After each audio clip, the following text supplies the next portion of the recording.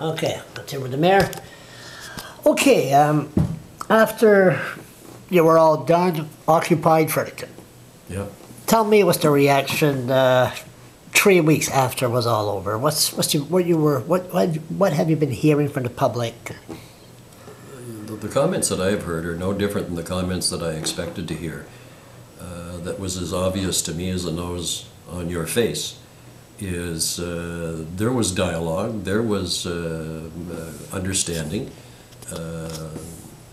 They basically had worn out their welcome.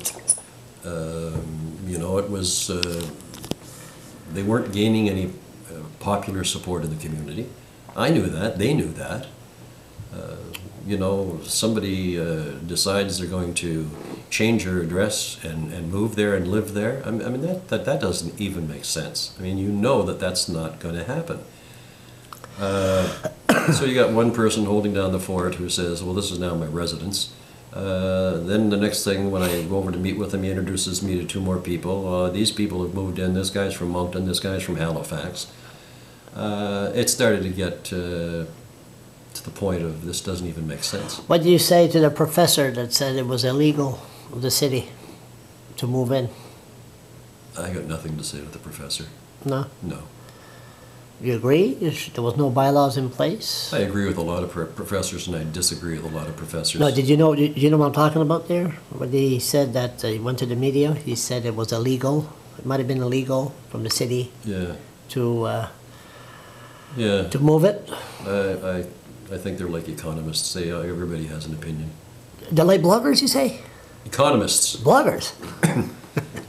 Okay, it's going to be spring in 3 weeks from now. Yeah. Can't wait.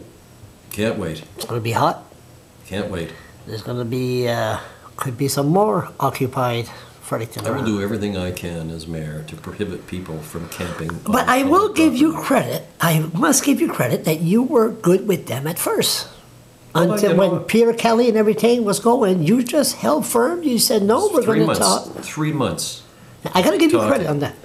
3 months of talking, trying to negotiate, trying to compromise, trying not to do what the rest of the country was doing. Yeah.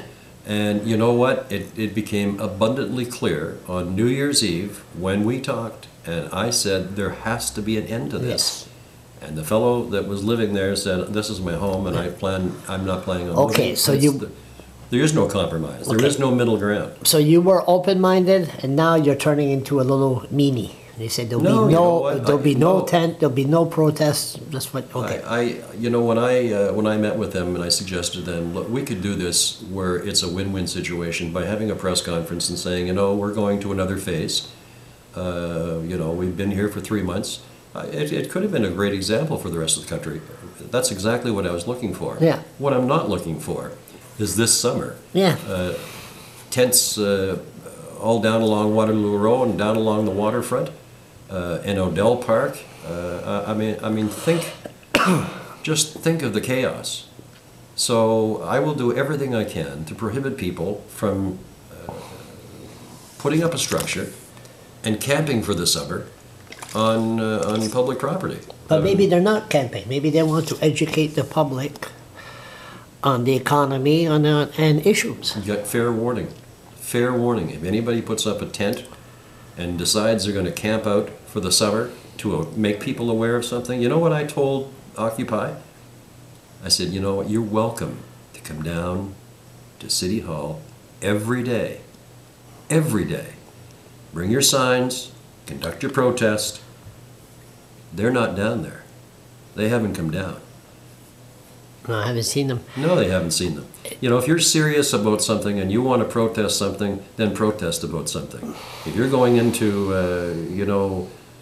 whatever you call it, and sleeping and eating there, after a while that wears thin on the public, and the public had enough. But maybe they were cold. They were there for about 3 months. Maybe they'll come back and do it in the spring and in the summer. Well, maybe everybody was caught off guard. This is something new that nobody had experienced before. Well, I've experienced it now. Council's experienced it now. The city of Fredericton has experienced it now. So I want them to know well in advance it's unacceptable behavior, that these parks are for the purposes of all to enjoy, and nobody is going to occupy or live there. But you know yourself, Brad, there's a lot of people in the summertime that are homeless. They don't live in a shelter. Set up a tent with this, and they don't protest. These people are just like you said earlier, by the river, Odell Park. Will this give an excuse to go after the homeless also? No. We the last time that there was an effort to go after the homeless that you're talking about that were down along the river, we went down there, and the complaints that we were getting, because they were using needles, they were using drugs, they were selling drugs, and it doesn't matter if you're homeless or you have a home, you can't do that stuff. It creates a danger to other people who are using it. That's the problem when it comes to public property. You can't do what you want to do if it impacts other people. So I'm very much aware of that situation.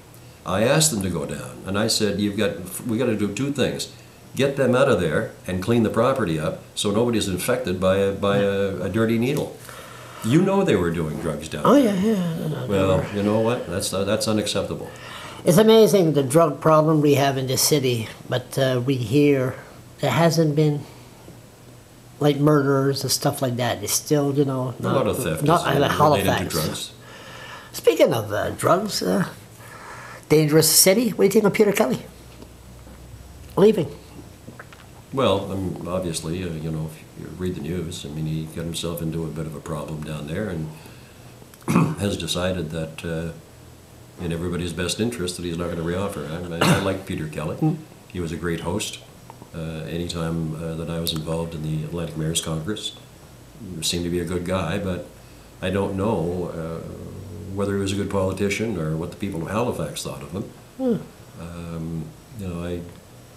I basically try and keep my nose in this community, and I can tell you about this one, but I don't know too much about Halifax and Dartmouth. You do it well, but you didn't have you put your nose in the shelter yet?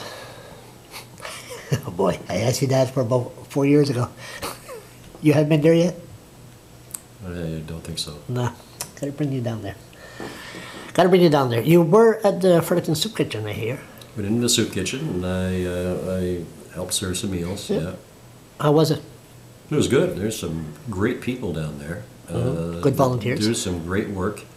The food looked pretty good. Oh yeah, it is good. Beautiful.